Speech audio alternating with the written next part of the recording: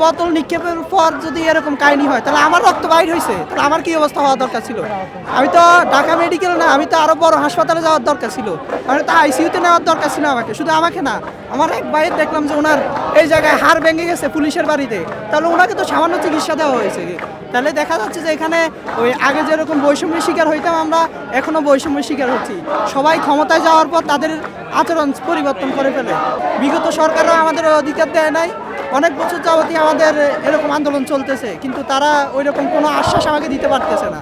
তো এবার আমরা ডিটারমাইন্ড হয়েছি যে রক্ত যখন দিয়েছি রক্ত আরও দেবো।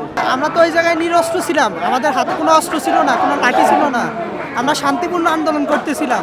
পুলিশরা আমাদেরকে বিশ্ববিদ্যালয় থেকে ওরা আমাদেরকে প্রটোকল দিছিল, এমনকি ওরা রাস্তা ক্লিয়ার করছিল, কিন্তু হঠাৎ আমাদেরকে এই জায়গায় হামলা করবো এটা আমরা কল্পনা করি নাই।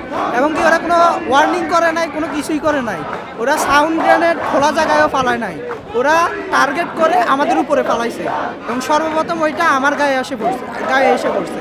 এবং আমরা চাচ্ছি যে অতি বিলম্বে আমাদের দাবিগুলো মেনে নেওয়া হোক এবং যারা আমাদের উপরে এই অতর্কিত হামলা করছে তাদের বিচার হোক তাড়াতাড়ি, আমরা এটাই কামনা করি। আসলে সর্বপ্রথম আঘাতটা তো আমিই পাইছি। আমি আঘাত পাওয়ার পর মূলত আমার কানে পড়ছিল, আমি কানে হাত দিছি, আমি বুঝতে পারিনি আমি এই জায়গায় আঘাত পাইছি।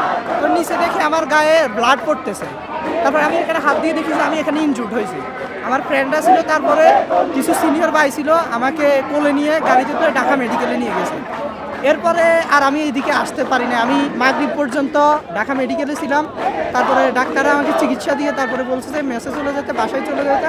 তারপরে আমি চলে আসছি। তারপরে দেখলাম আর কি শুধু আমি ইনজুর্ড হয়ে যাই, অসংখ্য শিক্ষার্থীরা ইনজুর্ড হয়েছে, এমনকি তারা আমাদের শিক্ষকদের উপর, সম্মানিত শিক্ষকদের উপরও লাঠিচার্জ করছে। আমরা সুস্থ বিচার চাই এবং অতি বিলম্বে আমাদের দাবিগুলো যাতে পূরণ করে, সেটাই আমাদের দাবি।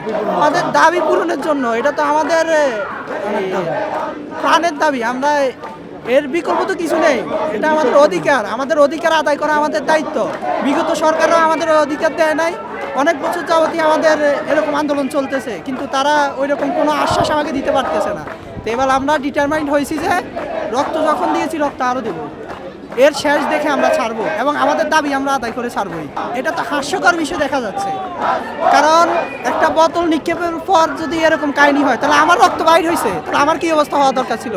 আমি তো ঢাকা মেডিকেল না, আমি তো আরো বড় হাসপাতালে যাওয়ার দরকার ছিল, আমি তো আইসিইউতে নেওয়ার দরকার ছিল আমাকে। শুধু আমাকে না, আমার এক ভাইয়ের দেখলাম যে ওনার এই জায়গায় হাড় ভেঙে গেছে পুলিশের বাড়িতে, তাহলে ওনাকে তো সামান্য চিকিৎসা দেওয়া হয়েছে। তাহলে দেখা যাচ্ছে যে এখানে ওই আগে যেরকম বৈষম্যের শিকার হইতাম আমরা এখনো বৈষম্যের শিকার হচ্ছি। সবাই ক্ষমতায় যাওয়ার পর তাদের আচরণ পরিবর্তন করে ফেলে। জুলাই আন্দোলনে জগন্নাথ বিশ্ববিদ্যালয়ের অবদান আপনারা সবাই দেখেছেন, কিন্তু ওই অনুযায়ী তারা জগন্নাথ বিশ্ববিদ্যালয়কে মূল্যায়ন করতেছে না। তাই এজন্যই বলছি সরকারের কাছে আমাদের অনুরোধ, অতি বিলম্বে আমাদের দাবিগুলা মেনে নিক।